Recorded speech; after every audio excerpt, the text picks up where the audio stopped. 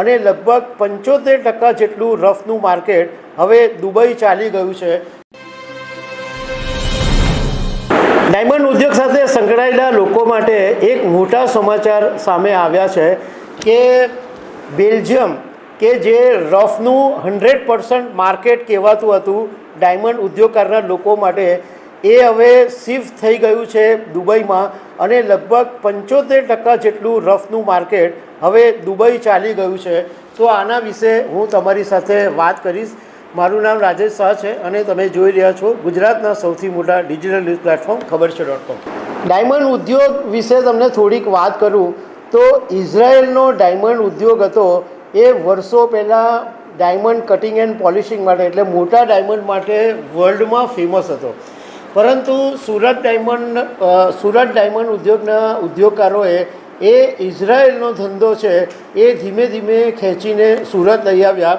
અને સુરત આજે આખા વિશ્વની અંદર ડાયમંડ કટિંગ એન્ડ પોલિશિંગની અંદર નંબર 1 છે અને દુનિયાભરમાં જે 90% ડાયમંડ કટિંગ એન્ડ પોલિશિંગ થાય છે એમાં 90% સુરતમાં થાય છે। પણ સુરતના લોકોને રફ લેવી હોય તો બીજા દેશો પર આધાર રાખવો પડે। સાઉથ આફ્રિકા છે કે કોંગો છે કે ઓસ્ટ્રેલિયા છે કે રશિયા છે કે કશેથી પણ રફ ડાયમંડ લેવી હોય તો રફ ડાયમંડ બધી આવતી હતી બેલ્જિયમના એન્ટવર્પની અંદર અને વર્ષોથી આ સિસ્ટમ હતી કે સુરતના ડાયમંડ ઉદ્યોગ સાથે સંકળાયેલા લોકો છે એ બેલ્જિયમની અંદર રેગ્યુલર રફ ડાયમંડ લેવા માટે જાય અને ત્યાં એમને પોતાના ઘર ઓફિસો પણ રાખવી પડતી હતી, કારણ કે બેલ્જિયમનું જે ડિસ્ટન્સ છે એ બહુ દૂર છે એટલે ત્યાં આગળ એમની ઘર ઓફિસો પણ બધાએ રાખવી પડતી હતી, સ્ટાફ રાખવો પડતો હતો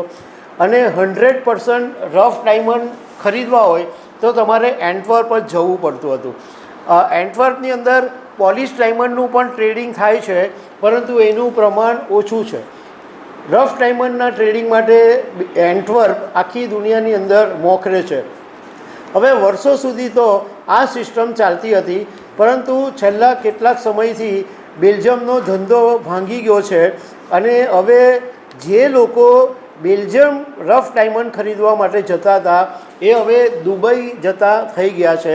અને અમને ડાયમંડ ઉદ્યોગના લોકો પાસેથી એવું જાણવા મળ્યું કે લગભગ 75% જેટલો રફ ડાયમંડનો બિઝનેસ છે એ એન્ટવર્પથી દુબઈ ટ્રાન્સફર થઈ ગયો છે। હવે અમે એ જાણવાની પણ કોશિશ કરી કે એવું તો શું થયું કે એન્ટવર્પને બદલે આ આખો રફ ડાયમંડનો બિઝનેસ દુબઈ ટ્રાન્સફર થઈ ગયો। તો અમને એવું કારણ જાણવા મળ્યું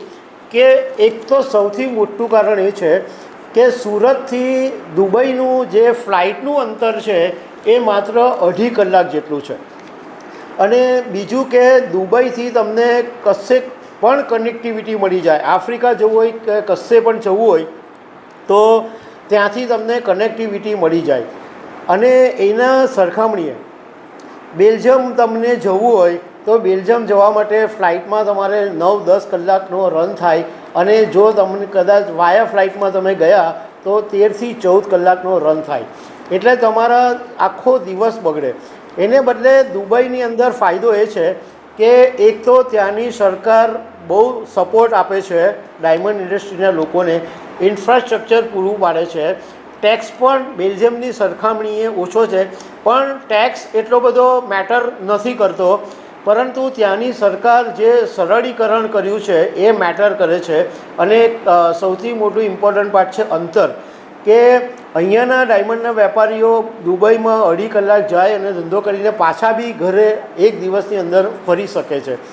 અને બીજું કે બેલ્જિયમની જે સરકાર છે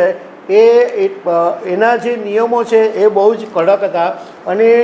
દુબઈની સરખામણીએ ટેક્સ પણ થોડોક વધારે હતો। આ બધા કારણોને લીધે ધીમે ધીમે બન્યું એવું કે આખો જે રફ ડાયમંડનો બિઝનેસ હતો એ એન્ટવર્પથી